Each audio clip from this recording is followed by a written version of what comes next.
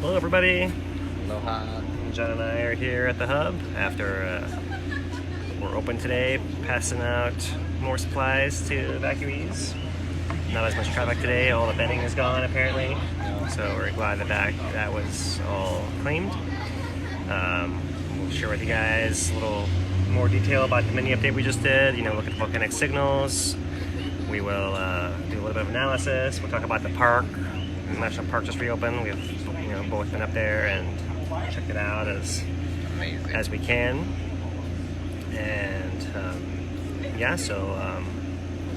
thank you guys for joining us. We'll give you guys a minute here to all get connected.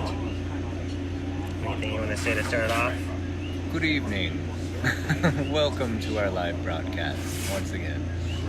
Yeah, so it's taken us until what, almost 8 o'clock to get this thing going, and it's dark out here. We're having a little bit issue with the power, so we might go out on you guys, but we'll do what we can.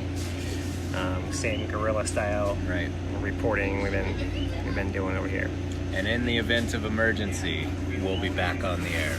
Promise. So don't worry about anything.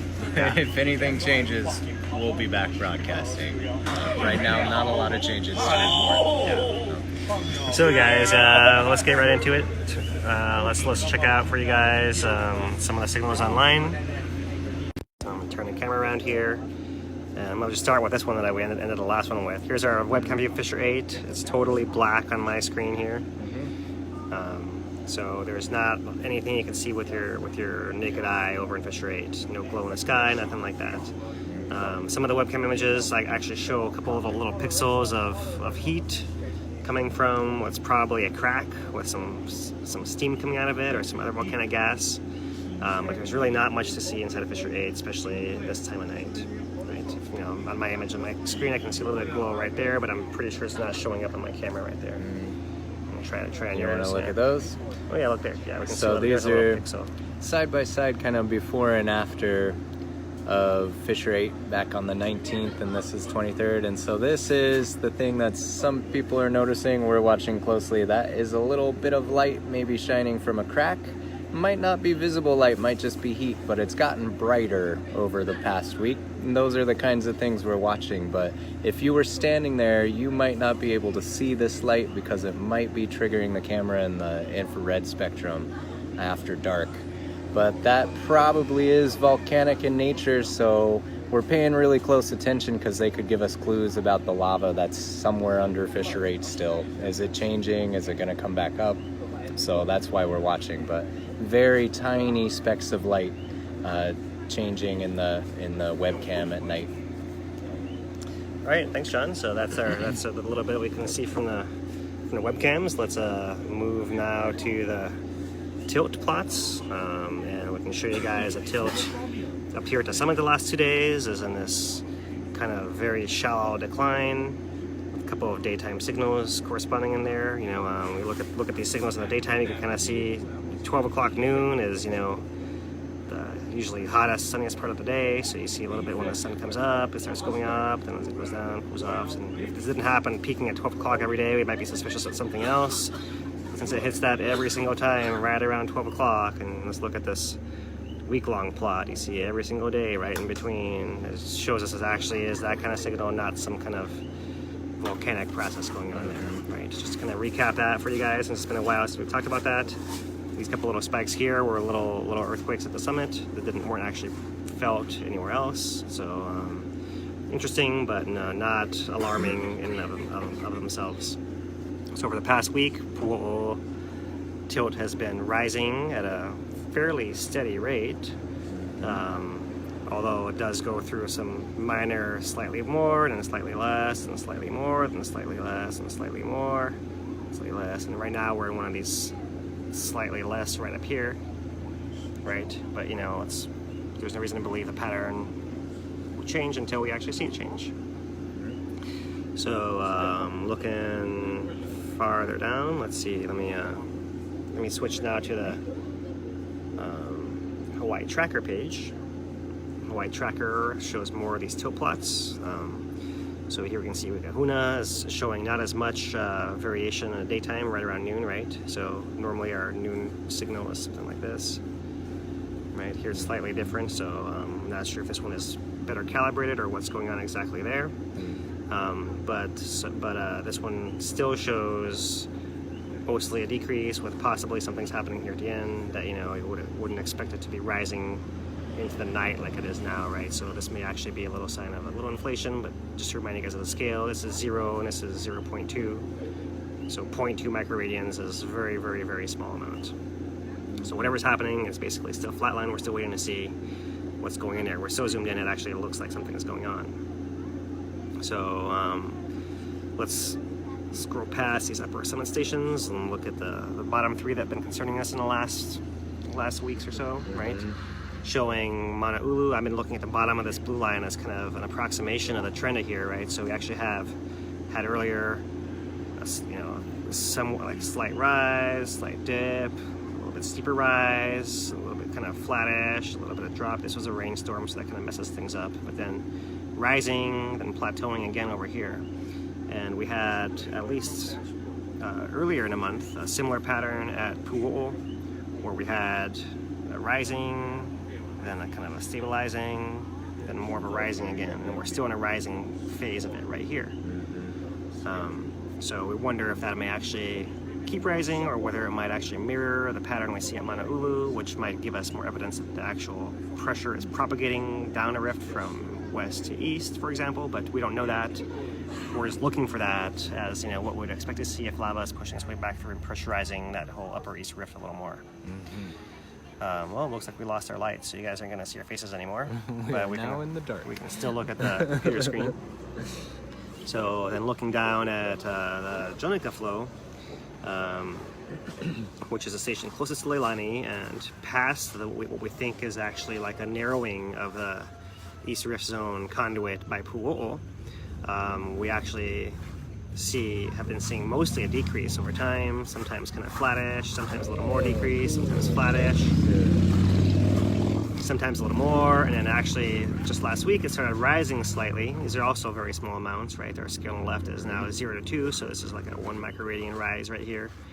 But within the last day or so, it doesn't seem to be rising quite as fast, and maybe it's actually becoming flattening, and it's hard to tell because the scale of the change is as small as these little wiggles of the daytime effects on here, so that makes it extra hard to see what's really going on.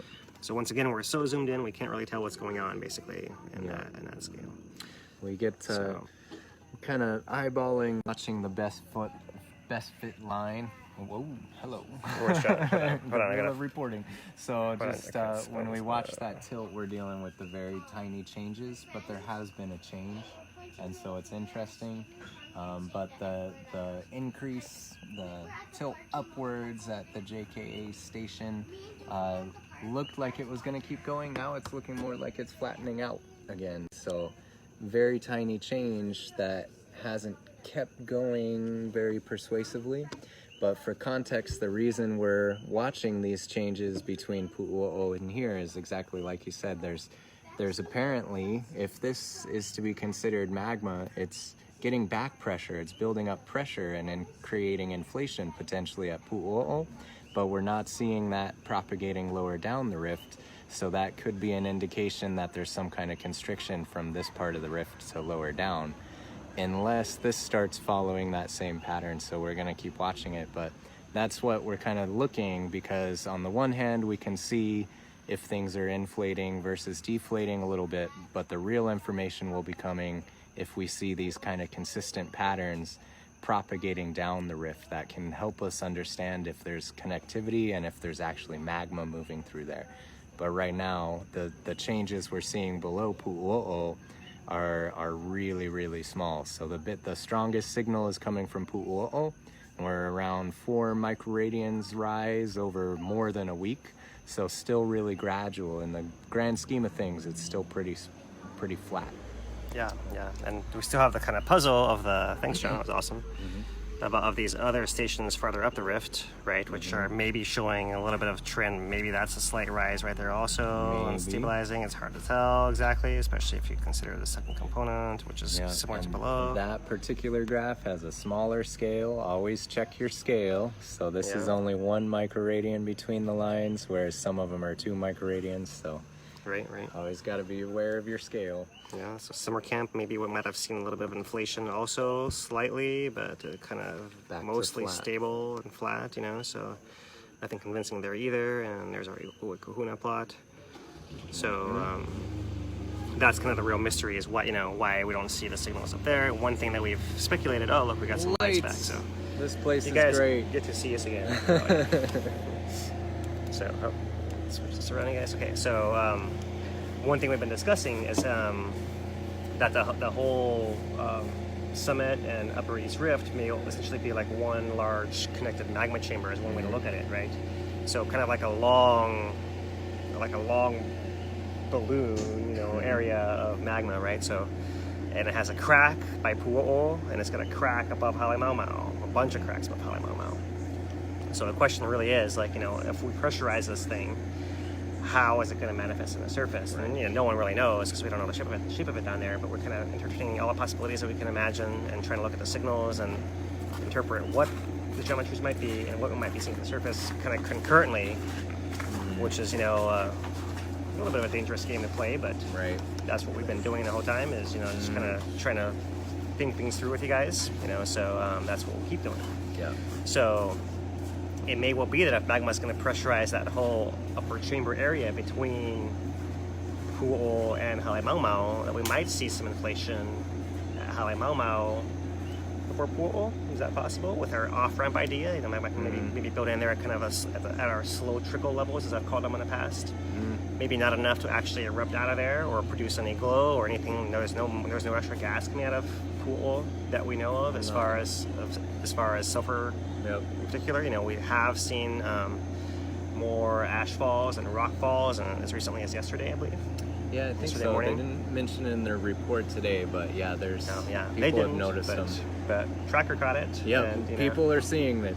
So it's real. Yeah, so we don't doubt you guys. You guys have just been sending in pictures and all that, so we know it happened, even if it wasn't a USGS report yet. Not yet. But that kind of thing keeps happening at Pu'o, and, you know, without any fresh gas, we have no reason to believe that, you know, that there's any magma pushing into there right now. Right. At least not in the levels that can actually erupt. Right, but it could be filling in there, kind of filling that whole area. Like, that might be the lower part of it. Maybe it's going to pressurize there to some degree before it can pressurize back to Halemaumau. Maybe. Right. And then one thing that I had talked about, just to finish with this, is like, you know, if we have 2 cracks and, you know, on either side, which one of those exit paths for pressurized magma would fail first? Right. Something we don't really know. It could be both. Right. Don't really know.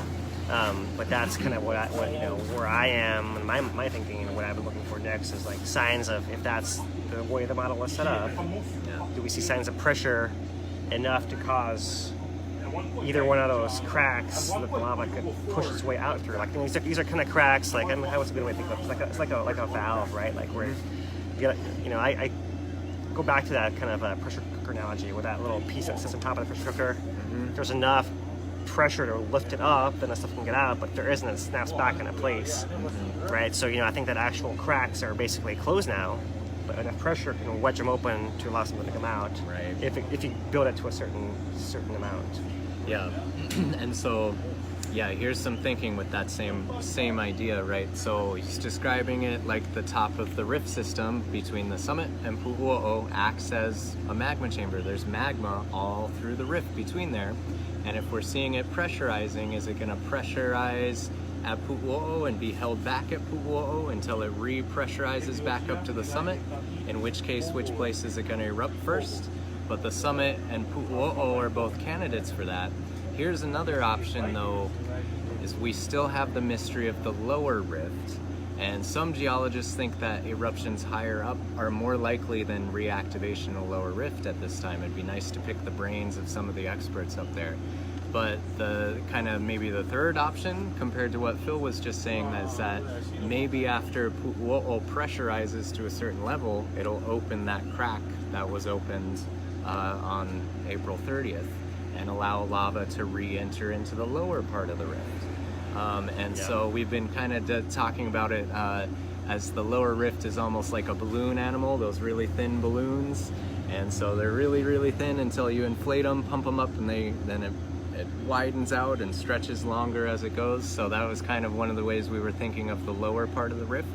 And so if it maybe just takes a little while for Pu'uo'o to pressurize before we inflate that bottom balloon running out to the lower rift.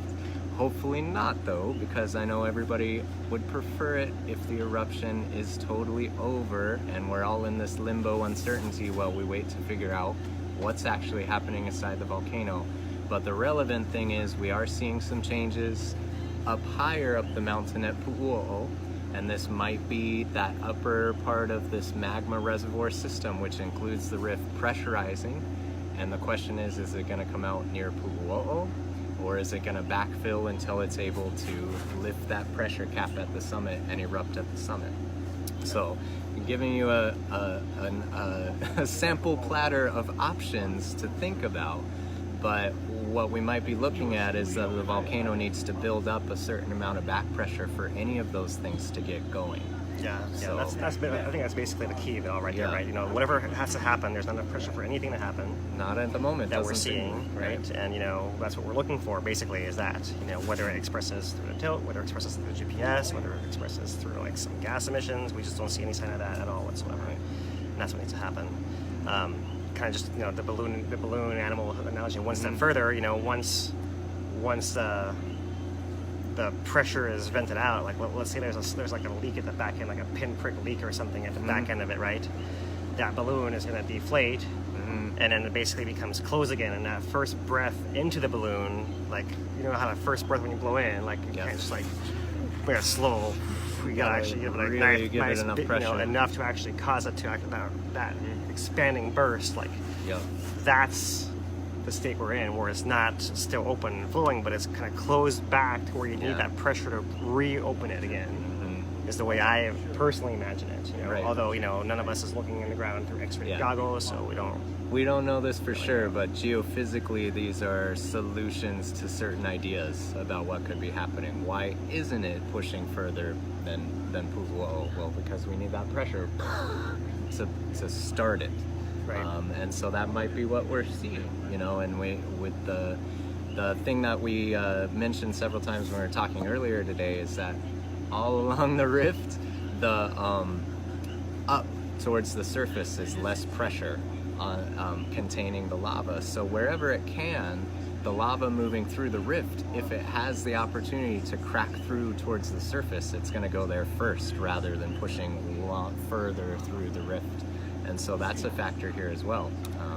Yeah, exactly. Yeah. So yeah, we don't know which way it might actually burst out. Right. Yeah. And this is where we, you know, when our last update, we were talking about what we thought might happen. You know, where I lean towards it coming out the summit first, and John doesn't, and we don't know.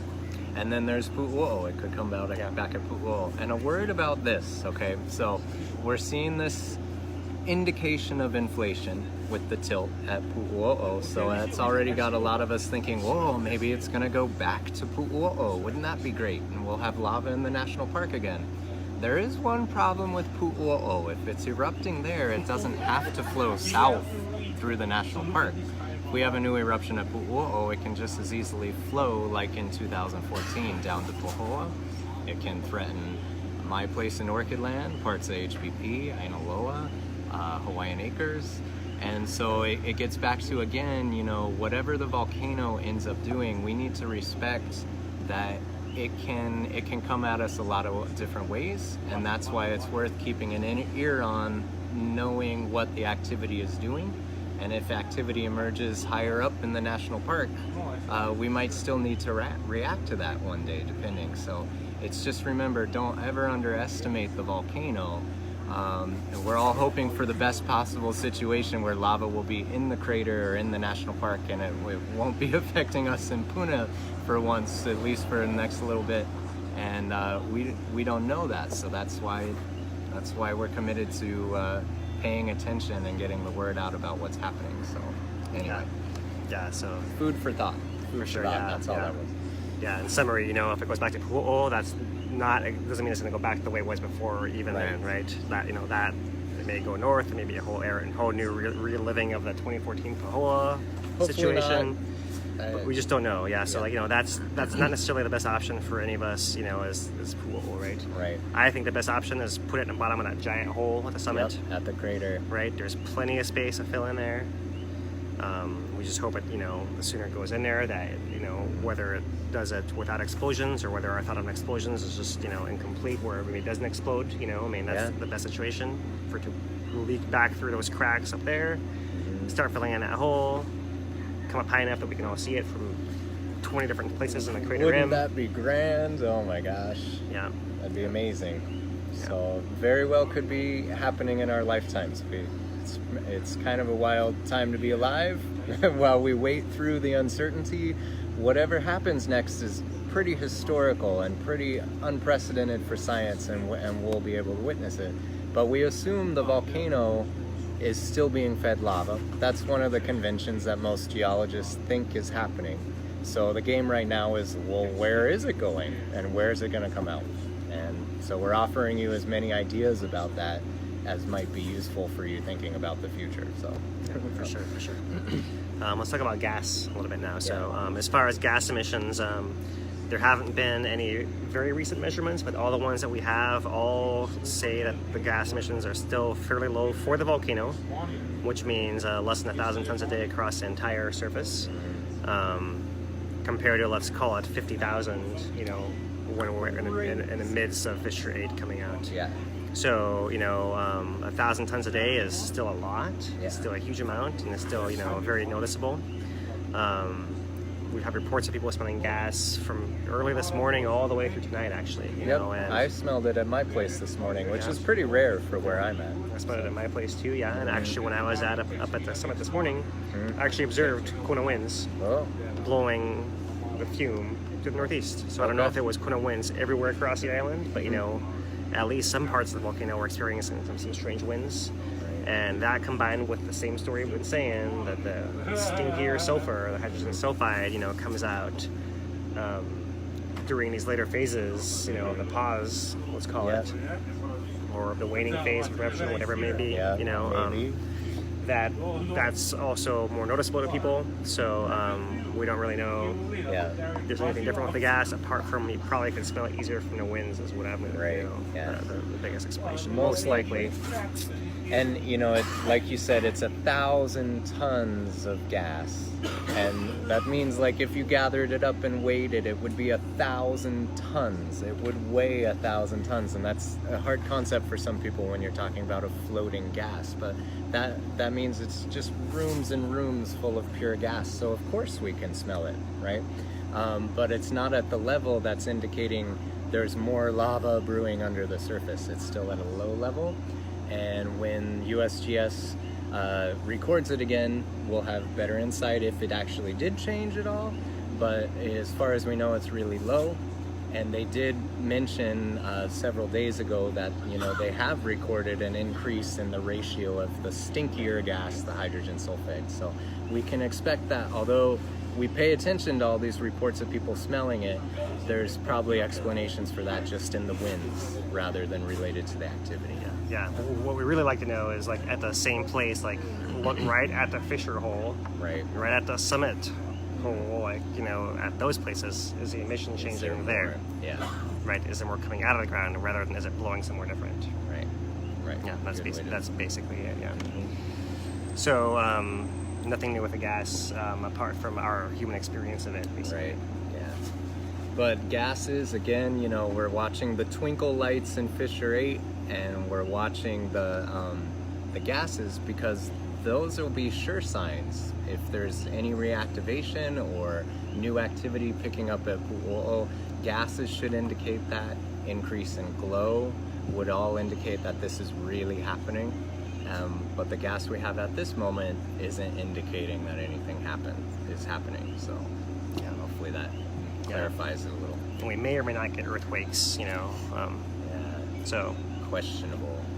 Yeah. possibly, although, if we feel an earthquake, then be like, oh, there's an earthquake, and then we'll know that something is worth our attention, especially if it's like an area underneath Fissure 8, for example. Right, because there haven't been a lot of earthquakes in Leilani for some time, and throughout the eruption it became pretty silent early on, so we can't be sure if there were going to be a reactivation, if there'll be a lot of earthquakes.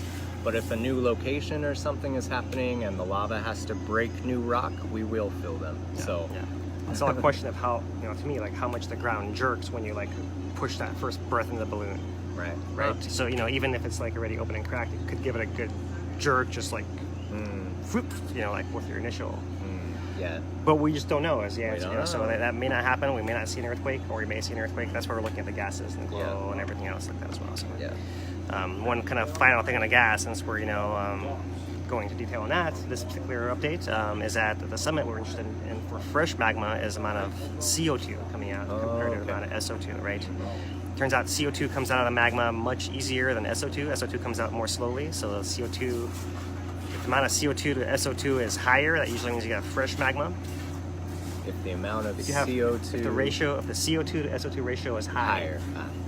That means usually fresher magma. And if you have a lower, as in you have higher SO2, relatively speaking, then it usually means magma is taking longer to come out of the ground. So that difference is enough that even between a summit and Pu'o'o during the last 30 years, you could tell a difference in the gases from the summit to Pu'o'o, where more CO2 at the summit, less at Pu'o'o. So even in that short distance of flow on its way out during an eruption, you see that kind of change.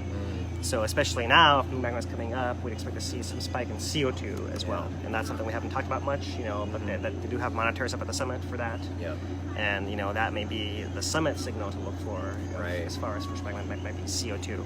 And there have been reports in the past, of CO2 spikes as much as 2 years before summit activity. So, it's hard to know what's happening exactly, but, if there is no CO2 up there, that might be significant as well. That could imply a few things. So for some background on that, like he's saying, the CO2 comes out of the magma, escapes the magma easier, and so it starts escaping the magma much deeper. As the magma is rising into the volcano, it's already expelling CO2 that seeps through the rocks, and most of it comes out near the summit caldera, just seeping out of the cracks in the rocks. Not like a vent you can see, but there's a measurable amount of it. And so that's related to some of the things we've talked about in the past, our deep earthquakes, our Pahala deep earthquakes, and the configuration of that conduit bringing lava up from depth. If that's sending us fresh lava from depth, then we might start to see the signature of increased CO2 perhaps years in advance as new magma is coming up into the mountain and the CO2 starts coming out near the summit. So it's all connected, and those gases give us some kind of relative indication of our magma supply. So that's why it's important. Why we wouldn't see it. Got my wheels turning about CO2, why we wouldn't see it now too. But that may be a different time. So exactly. So, it could be that the CO2 spike was come and gone already. Right. And we might just be like, on the magma still coming up trend, where there's nothing that different from before as far as the supply rate. So, that's what makes it really hard to really judge that exactly. But just, one more thing that we're looking for, just kind of share, one more sign of something we look for that, might give us an indication. And it's relevant if you're watching the news. There is some bit of a scare about in Iceland, Katla volcano is emitting much higher amounts of CO2 recently. And so some people are saying that's an indication that Katla volcano is going to erupt soon. So you see, it's an important part of the science. It's just not something we've talked about a lot with Kīlauea yet, CO2. I just saw one comment on here about, looks like might be losing our faces again. All right. Someone mentioned PGV. We do know that their PGV did release hydrogen sulfide in years in the past. However, I saw gas coming out of the summit crater and blowing towards my house, and that's like 20 miles west of PGV.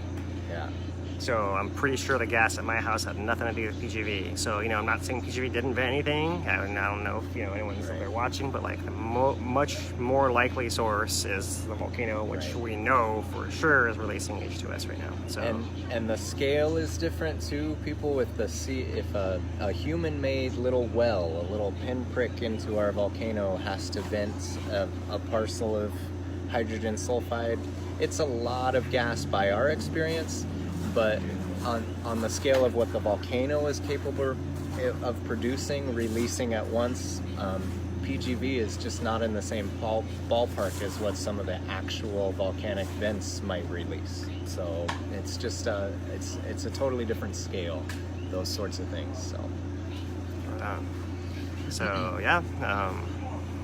All right. So that kind of concludes the gas chapter. Maybe now I will turn and show you guys the GPS data, which is interesting. Yeah, which is a little interesting. Let's start with the boring ones up here at the summit. Not a whole lot of change there. And by the way, I'm not sure if we ever covered this in our previous updates, but we've been seeing these kind of wiggles in areas like this. It often is because of extra cloud cover between the instrument and the satellite. And so there's a lot more error within noise within a signal, and these may not actually be any real events. Like, we suggested at one point maybe there was some gas coming out in areas like this, but now we know in hindsight that when we have that much cloud cover, this signal can actually appear when it goes back to where it was before as just an interference essentially. Yeah. So nothing to see there, nothing to see here or here, and these are all the summit plots in the last week. Looking at the 1 year at the summit, you guys can see our pattern back here. We're basically still in a flat line. Now if we look really closely, we can see we actually went up a pixel over here and it's kind of stayed up there, right? Maybe down here at the bottom, it's gone slightly back down again, so it's really not clear if that's significant at all. But it could be that, after we hit the bottom and we started feeling all those earthquakes increasing at the summit, might have been this area around here. Maybe it was deforming still in some way, where this particular GPS showing this slight offset right there, but it's unclear if that's continuing or whether it's gone back to what it was before. Right. And looking at the Kīlauea plot over the last year, you guys can see that we've had a pretty steady gradual decline. If anything, it seems to be kind of steadying, shallow, flattening out here at the end. A little bit of rather than dropping down as much, right? So it's not actually pressurized or increased anything yet, but it actually has slowed doing that. And we don't know whether that's actually from reaching like the most collapse it can have, or whether it's something that's pushing it from below again, like magma, or it's just not clear at all. It's basically just kind of stabilized there. If we see this kind of start rising again, that'll be one of those indications we're looking for pressurization of the rift zone, but we don't see it. So we're looking for that still. We don't see it. Yeah. Maybe don't necessarily expect it, but that's what we want to see to prove that particular point. Right. And that's again having our multiple lines of evidence. So we have a signal related to the tilt. The GPS would be the second line of evidence to help us confirm that the changes we're seeing mean a certain thing. Specifically, we want to know if these are indicating magma entering the rift, and GPS isn't indicating that yet. Yep. So the last GPS station to look at here is the Jenica flow, the one that's up here closest to Leilani, and there's 3 plots shown on this Hawaii Tracker GPS page. And this upper one is an east, this one's a north. Let's look at the one that's vertical, which is the up right here.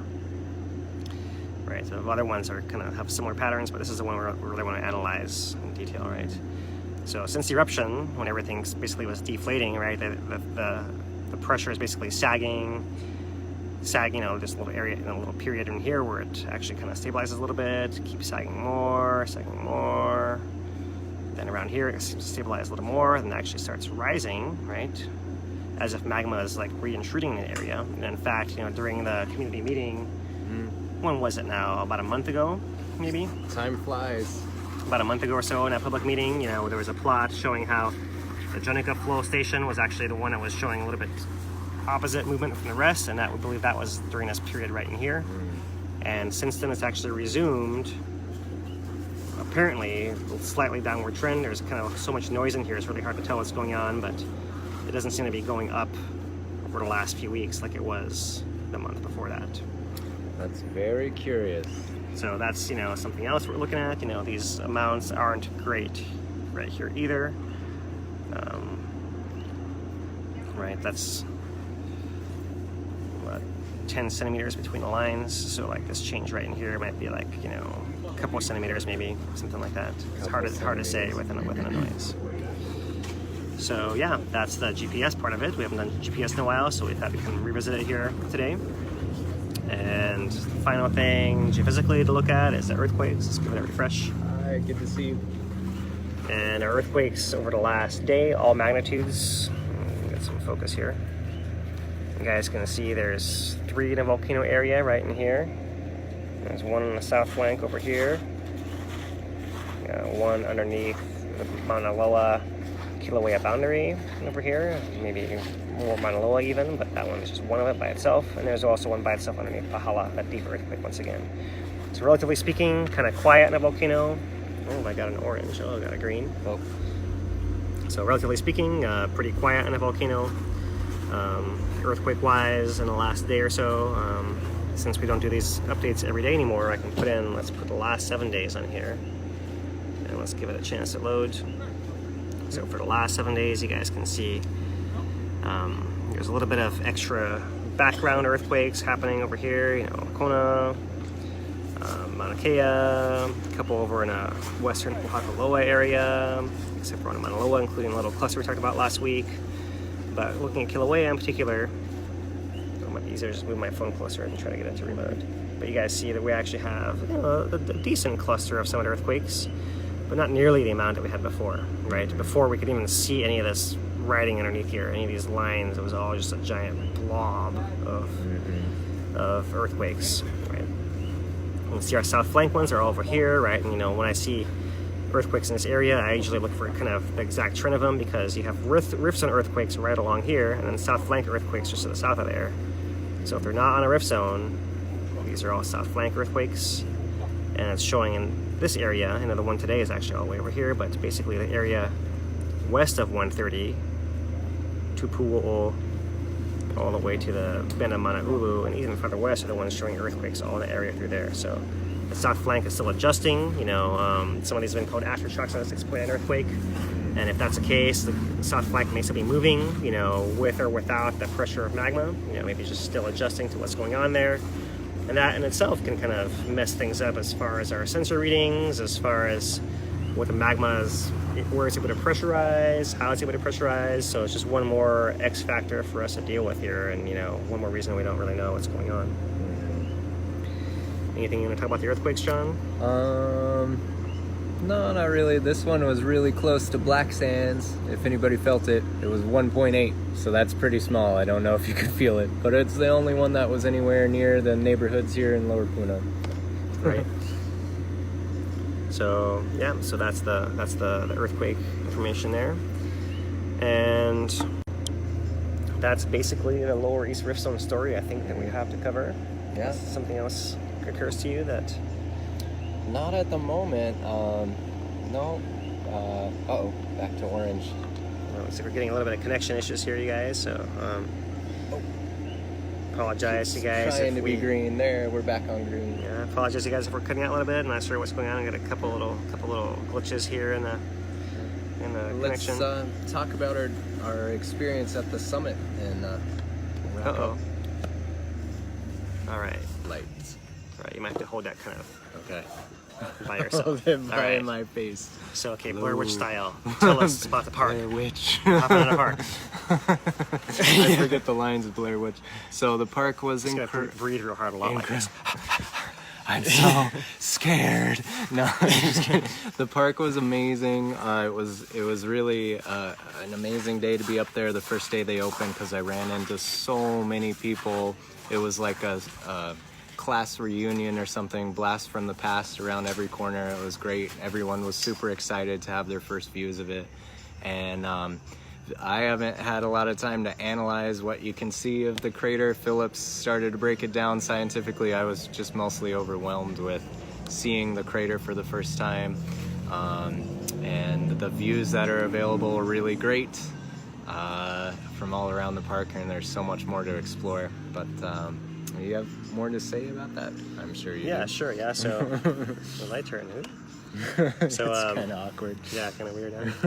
It works. But, so I think my first visit up there, I was just like you, John. I was pretty stunned, I think the way I've kind of processed it initially is what I told you earlier when I first saw it today is like, everything is amazing, but totally unrecognizable, right? Yeah. There are like some spots where you don't really, you see old features, but they don't quite seem like they're in the right place. They don't quite seem in context. So even though it's a place that we're used to being very familiar with, it seems very foreign right now. And so a lot of what we're doing now is actually just trying to refamiliarize ourselves with the landscape, see what is even out there, right? Kind of become familiar with it in its new form, So it's a lot of what we're doing is kind of processing. I've been I live close enough that I've actually gone all 3 days since the park opened, to Kīlauea area in particular, and other spots around the park as well. Try to recognize things like, oh yeah, I saw that yesterday, that's still there. Oh yeah, I saw that thing before, that's still there. That kind of thing. Just because it is so hard to actually recognize what there is out there and get familiar with it once again. And the views are incredible from every different location. The actual collapse area is so big that it's hard to get a good view of all of it from any single place. In fact, even the overlook at Kīlauea as it currently stands is actually anywhere you can stand on a crater, you can't see the bottom, right? So there's nowhere to see the bottom of the crater that at least not that you can get to. There might be a spot that's more traditional that hopefully someday will be considered for an area, but right now there's no way to get to see the bottom.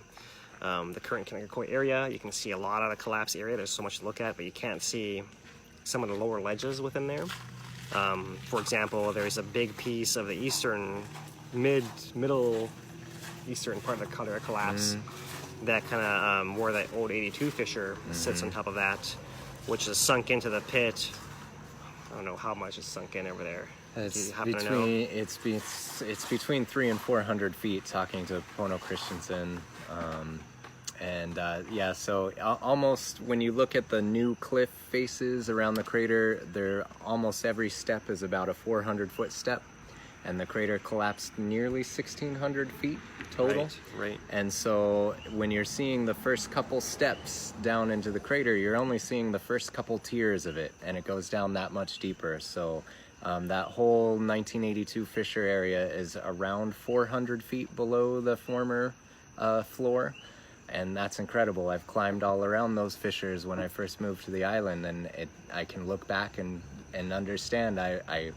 I explored the features of the volcano that no one will access ever again, and it's an eerie feeling. Just the enormity of how the volcano changes is unbelievable. It's amazing. Yeah, thanks for sharing that, John. So yeah, and kind of along the whole recognition theme, one thing I've been doing every different overlook I go to, I try to recognize the same things from different places, and that's not as easy as it would seem. It's like, everything's so big and the distances are so vast, like the sight lines are kind of skewed, and it's hard to know, like, that's in this direction, but it's 2 miles that way, and this one's in the other direction, and it's 3 miles that way. Wow. So then you go around the other side of the crater, and you can't really tell, which way was that from there, and am I looking at the same thing? And and you add to that, the winds have been changing. One thing we'll be trying to do is get there early in the morning, because you can see with the cold air, you can really see all the gas vents. So the gas vents are kind of really instructive to tell us what areas are still hot, which areas are the hottest, what kind of flow there's through there, what was exposed in the past. So like, for example, like that one area east of the 82 fissure area on the eastern tip of the Kīlauea collapse fumes a lot. Yeah, right? You can see that from anywhere. You can see that from even from Volcano House now. That I know what to recognize it. You can see from there where it actually is. You can't really see the same view as you can see from Kīlauea as well, but totally different perspective. And I wonder about that steaming area. That the spot he's talking about is along one of the known trends of the magma plumbing system. There's a Halima'u Kīlauea Iki trend that ran from the original crater out under under Kīlauea Iki. No one can see your hands. Oh, sorry. And but anyway, so that's really interesting. There could be an old magma intrusion that's been exposed and is now steaming, or it could have collapsed to where it's actually exposing areas that are heated by magma that was in that part of the rift trend. It's just fascinating. So there's all kinds of things to learn. One thought I had is, we were taking pictures with Harry Durgan and his wife Mouse, and it was a super fun day. And we're like, wow, this would be so great to go back and find really good before pictures. So now we can take the after pictures. And then it occurred to me, oh, now we're orange again. Nobody's going to hear this. Oh, Give it a second. Maybe it'll come back to green. Come back. We might have to finish. Down here, but not tonight. Oh, well. Maybe we should wrap it up. Oh, let's see. Can we get back to green? Give it a second, guys. If you guys are watching this in replay, we're just kind of waiting out the connection here. Oh, look at that. Nice. Thank you, DK. Take good care. Now our only problem is our connection. No. So. Oh well. Not coming back for us tonight. That's okay. We've got a lot of good discussion in so far. Yeah. Well, let's give it another minute here. Oh, it's right. back on. Okay, I remember what I was gonna say. We're back. So we were thinking about getting before and after pictures, going back and getting pictures of the crater before and comparing to the pictures we have now. But then it occurred to me, we might be taking the before pictures now, right? What we're seeing of the crater might be one intermediate step of whatever's going to happen next. Is there going to be lava in there by next year? Is there going to be more landslides, or is it going to collapse further in the future? So every moment we can witness of this volcano now is we're living in historic times, and so we don't know what's going to happen next. So that's a pretty exciting thing about the crater too. Yeah, for sure. Yeah. So I've actually been in the last few days been taking a lot of pictures of the walls now. I haven't had a chance to dig out the old ones yet, but I'm looking forward to that. So I can share with you guys a few of the pictures that we have here, like the ones I took today from Kīlauea.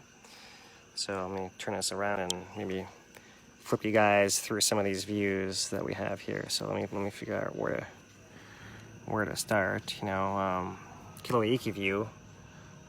Get some focus there. There's no crater back there. You used to be able to see the crater floor back in there, yeah. Like maybe you're right in that level in there, something like that. And now you don't see the bottom of it anymore. For people who aren't familiar with the park, it's hard to see what changed from right there. But for those of us who know that view, it's really, really weird. There was a good picture that Brad Lewis had reposted by the park of this exact view, yeah. So that's something interesting. Let me maybe skip a little further over here and show you guys. Okay, so this is like the view from Kīlauea. This is that spot of that biggest fume I'm talking about at the eastern edge of the crater collapse right in there. Right, everywhere through here is all kind of cracked, but it hasn't collapsed in 400 feet like the area just on this side has. And this is the area that we're saying that. Here, let me go a little more to the left. The cracks, amazing. Let me see if I can get this brightness of the iPad a little bit more so you guys can see a little easier here. Yeah, that's better. All right. So you can kind of see that outermost crack back there, right? And the zone of fume over here on the right. And then the bigger crack through here, it steps in down. And it's that ledge down underneath here is what you can't see. It's like down below here. Right. In like kind of below there, hidden underneath here, is that big slab of land. I'm not sure how many acres it is, but it's a huge area with a fissure line across the middle of it from 82 that you can't see from here. So some more views kind of looking across. We'll keep panning to the left, to the west. You guys can see some different views there. There's the cracks. So then you actually can see the exposed crater, the bigger collapse a little farther to the west. There's still a lot of fume coming from this layer right in here. which you see earlier in the morning, kind of fumes quite a lot. You don't see it as well from most perspectives apart from Kīlauea. So there is that, and we had some clouds coming through. But you guys can kind of see this in the foreground is I believe the 74 Fisher that used to flow out through this channel into the crater floor, which is now way lower than it used to be in there. So now this thing is kind of floating on an edge with a pit behind there. The barrier is ahead of here, so none of us has actually gone over there to look and see what's on the backside, but it might be a little intimidating too. So we'll just keep panning around. Now we see a lot more of these exposed walls, you know, below the Kahuna Jagger area, which is kind of up here on the right. A couple of things pointed out to us. Like there, it looks like there's a lava tube with a bunch of debris kind of coming out, collapsing out. You can see a lot of these different kinds of lava flow layers, ash layers, all kind of mixed together. Sometimes you see areas that are kind of broken up, beds are broken apart. You might see a fault line. Sometimes it might actually be the lava kind of pushing its way through the different areas, different layers. This one is not quite as clear, so let's just skip this for now for you guys and show you guys something like this. Is a more typical fault line, right, where you kind of see like one layer of rock on one side doesn't correspond to the one on the other side. It's hard to tell from here, but I believe that this one may actually line up to down in here, something like that, right? It's hard to say, or it might actually line up to farther up here. I really can't tell, right? But there's some movement between those two pieces of rock, right? And that could have happened in the past and been buried by flow on top, which doesn't get cut, right? So that's kind of the curious thing about these really overlaying deposits, right? Maybe not overlaying, but imprinted, right? You have imprints of several different events on the same face of rocks, and you know, the timing is kind of complicated sometimes. So, but there's some better examples. Let's kind of show you guys. Well, maybe I don't see one right in here, but one thing I'm going to point out in this photograph is that you can see there's areas like right in here, right? We see a whole bunch of extra ash like farther down with some distinct lines on the side, right? And this appears to be an old crater that was filled in by ash and lava flows that kind of pulled along the bottom. And you guys can see how like everything internally in here looks separate, different from over here, right? These layers don't seem to penetrate through there, right? Or on this side either, right? So that looks like an old crater that got filled in, right? And you know, remember it's 3D, right? So there could have some edge coming towards us and away from us, and maybe the flow poured over the side this way, and it flowed on the bottom, and just left layer, and ash kind of on top. Normally the ash is about that thick, right? That's about how much ash you normally have is right in there, not, you know, this thicker amount in here. It's true, it's hard to tell exactly with, you know, telephoto lens from this far away across a crater 2 miles away, but that's what we got to go on. Looking a little bit farther over, there's a similar kind of feature over here, right? There's some, let's see, where's my pointer? There's like some kind of discontinuity right through here as well, right? And it's harder to see here from the actual slopes what's going on, but there could be more depressions in here that have been filled in as well. So, but let me kind of... And there's the road. Yeah, there we go. That's pretty amazing. It's good at focus for sure. Yeah, there's that piece of road. Yeah, it's all right. That was originally all the way up here. They used to come and sit over the parking lot that was kind of where now there's space in the area right in here. So I'm going to keep panning over. There's that road again. You guys can see up here is that original level, right over here on the left. This is an older fault scarp, right, that has a bunch of ash draped over it. Right in here, this old fault scarp, there's an old road and going down it right there. So just to the east of there is where we had it actually drop off. It used that fault on this section, but then over here kind of curves back towards the viewer and cuts off some of these other parts of the caldera in there. And you don't see much of the bottom over here, but you do see exposed the big silver bank in that little embayment right through here that's just below this highest point of the south part of the crater. And yeah, so that's about the southernmost edge. And there's some interesting things about these sites in here, but I'm going to hold off talking about that till a little later, perhaps, and when we have some more information on the exact names and stories and all that to present to you guys. Yeah. So, but that's basically a panoramic view around around the crater. Let me see if that's probably the best one I have right there. Let's see if there's anything else to show you guys. I'll go back to if I have views of the volcano house, possibly. Pardon me, you guys. Let me just let's see if I can find you guys a view from the volcano house to give you guys some slightly different example. Oh yeah, it must have been at the beginning of the day today, so it was.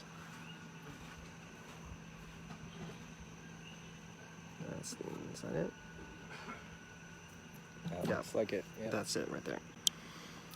So here's a view from Volcano House, right here. So, kind of to orient you guys, the last thing I just showed you guys in the last photograph was the sulfur bank way over here. So the kind of viewpoint is up on this rim over here, and you couldn't see the bottom over there of that, but we could see some of the features on the inside over here. We can't see much on this eastern wall. We only can see the western wall kind of exposed over here, right? And that's roughly almost 400 feet, the new sulfur bank, which is just incredible. Like, right. Yeah, that's how deep the whole caldera was before, right? Mm-hmm. So there's the view from Volcano House, which is actually one of the better views, I think, because this collapse is kind of long in the direction of us, so you can actually kind of see into it and see like this back section pretty well from here, which you can't really see as well from other places. So the Volcano House is open. It's open right now for the gift shops are open. Okay. There's a little coffee stand open as well. The potable water was just recently restored. Nice. So I believe that they're still working on reopening the restaurant and the accommodations. But it actually is open. Its hours are 8 a.m. to 8 p.m. right now. Okay. That they're opening the actual building itself, right? The park itself is actually open 24 hours now. Although unlike before, once it gets dark, there's not a whole lot to see. Maybe a little different when the moon comes up later, but the next few days. But as of now, it's not the same as it was as far as that goes. The KMC is also open. I should kind of cover a little bit more of the logistics there. It's also open, but similar thing, right? With the water there, as far as I've heard. I'm not sure if I believe the cafeteria was trying to open, but they weren't quite. I'm not sure. They didn't hang around and wait to see if it actually happened or not. But they may have better separate water supplies there, right? Than they have in the rest of the park. So yeah, I'm not too sure. The main visitor center is also open and quite popular now, and it's a good place to take off. And you can walk to Volcano House from there. You can walk to Sulfur Banks and beyond to Steam Vents, which is also has its own parking lot. It's one of the better places to look at the crater as well from that perspective. I myself haven't been there yet, so is there anything you want to add about what's different from there in particular? Or Oh, which area? Steam Vents? At Steam Vents? The view is just really different, but some of the really nice views to appreciate the new collapse of the crater are along the trail from Steam Vents headed towards KMC, and you'll find that meditative, quiet area overlook near KMC and the koa trees there. So some of the really great views are along that section, and like I said, I was spending most of the day just trying to absorb it, trying to make it real, but you get really, really neat views of the new crater from that Steam Vents section leading over to KMC. Yeah, awesome. Yeah, I've only been to the KMC part of it, and when I was there, I really appreciated looking down from there and seeing the big cracks that didn't collapse 400 feet, just below the overlook. So that's something to keep an eye on. Yeah, maybe I can find a picture of that for you guys if I look hard enough here. If I can organize all these many things in my head here. It must have been this one. There it is. So this is a view from the quiet zone overlook, kind of just south of KMC and the crater rim. So there is the Jagger Museum up there, and you can see the edge of the real collapse pit is over here. But you guys can see all the way back over here, we still have, look at these big cracks, big tension cracks. All new. All along, all through there, right? So the cracking goes a lot farther in the area you actually see collapse. So just a little example there. As far as bathrooms, the areas that are open that have bathrooms, the visitor center's got bathrooms still running. Yep. You know, even though there's no drinking, wasn't drinking water there earlier, that was running first. There actually is drinking water now at the visitor center as well. Cool. Because some of the areas that had bathrooms have been closed, in particular like the lava tube, they have deployed portable toilets around. Like there's one at Kīlauea EQ Overlook, which is open, but you can't hike anywhere from there. There is one at Devastation Trail, and from there you can basically walk to Hawaii. I believe is that kind of area where you can walk, so you can't go to the rim from Devastation Trail that I've seen. No. There, and that one at Devastation Trail parking lot serves a kind of a koi hike as well. Right, so those are the areas that kind of I've seen have porta potties. That They have them at steam bins too. They do So, also. Yeah, they're really making an effort to support the volume of visitors, as limited facilities, but they're doing their best. So it was really great to see they have a small army of rangers assembled, and they've made up for their lack of normal facilities as best they can. So it was actually really convenient to explore the park, and it didn't even feel too crowded. Even it was very busy, they had set it up and planned ahead so everybody could access, and no troubles like that. So it's cool. Definitely get up there to see it when you can. Yeah, for sure. Yeah, and speaking of the kind of crowds, like I was there like at 11:30 the first day, and that was the busiest I've seen it. But since then, it's been pretty quiet actually. There's actually plenty of space, So I'd encourage you guys to not be scared of the crowds and go check out the park. Because not everyone's going at the same time, and the park is still huge, right? Yeah. Even like we're just saying, the places to look at this crater are so dispersed that not everyone's going to be in the same place trying to look at it at the same time. Yeah. Right. Everyone's going to be going around looking for different views from different angles, just same as us, trying to figure out what they're even looking at. Yep. Right. Which piece of land that fell in is that, and what does it look like now, and which way is it tilted, and is that the same thing I saw from the other angle? Yeah. That just takes a while. And poor tourists who didn't know it before, they can't tell what's changed. They think it always looks that way. But for those of us who know it, it's absolutely amazing. It's unrecognizable. Yeah. So, is there anything else we can say about the park up there? Chene Critters Road is still open all the way down. The Mana'ulu Trail to Pu'uhuluhulu is open as well. Cool. Mana'ulu itself is not open, I believe. Okay. But for, the real volcano junkies that are used to going all over the park, go to Pu'uhuluhulu, you can look at Pu'o'o and see it's a slightly different shape. Oh, yeah. It's been collapsing. Totally. Right, so that's something you actually could see if you want to do. Check out every possible corner of the park, which haven't had a chance to do. Most of But us soon. Yeah, All in good time. yeah. I guess you guys can catch our updates over time as we explore and discover those areas ourselves. We'll keep giving you guys updates on that. So, however, in the meantime, I think that's all I know to say about the park at this point. So, encourage you guys to go check it out. We'll, keep sharing what we learn about the park with you guys. Whether it's through our before and after comparisons, or just going new places, or watching new things happen. There's actually one thing I was gonna show you. I think I might actually have it on here. Let's see if I can pull this up real quick. There was, while I was there this morning. Yeah, here it is. Well, I was at the park this morning. We actually were able to catch a rock fall in progress. Oh, cool. So this is still happening. It doesn't last a huge amount of time. And it shows you how even when you don't feel the earthquake, you can tell that stuff's happening over there.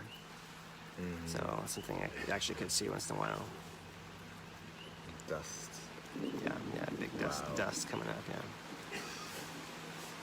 So, not the most exciting thing that we've seen in the last few months, but Still pretty cool. yeah, definitely noteworthy, yeah. So Interesting. you guys, the rain's starting up down here. We're running out of things to say for today, so power is coming out, so we're gonna wrap it up here for you guys, and maybe just a little bit about the update schedule. We've clearly kind of pulled back a little bit on the updates because there hasn't been as much stuff changing. Yeah. We're also trying to kind of catch up on our regular lives. At least I am. Like other things that we try to do to maintain our livelihoods and our organization of eat, drink, sleep. Which I definitely need to work on. So those kind of things. So we're definitely at the hub on Mondays and Fridays. For sure, whenever we can. Rarely one of us doesn't make it, but we usually do. And if anything really changes, we'll meet up and do a live broadcast. So we're not going to sacrifice any coverage or reporting people. If something important comes up, we'll definitely be doing more. So yeah, for sure. Yeah. So yeah, possibly we'll see you guys before Friday if something happens, or if we have a chance to get together. But otherwise, our next major update will be Friday. Maybe we'll put out a little mini update or something in between if we have a chance. But if nothing's changing, then we can look for our posts online on Hawaii Tracker and on our own pages, of course, and keep up with us that way. So thank you guys for joining us. Thanks for coming along with the ride with us once again. The ride is still continuing. We maybe not doing any more loop-the-loops in our roller coaster. No, just waiting to see. But yeah, we're gonna slow, a little gradual, like rolling at the end, waiting for the next drop or the next spin or what might come, or maybe the ride will come to a stop and we get to get off. Right. So we'll have to anything's possible. Wait and see. But anyways, for now, guys, we'll sign off and stay classy. Stay classy. Aloha. Aloha.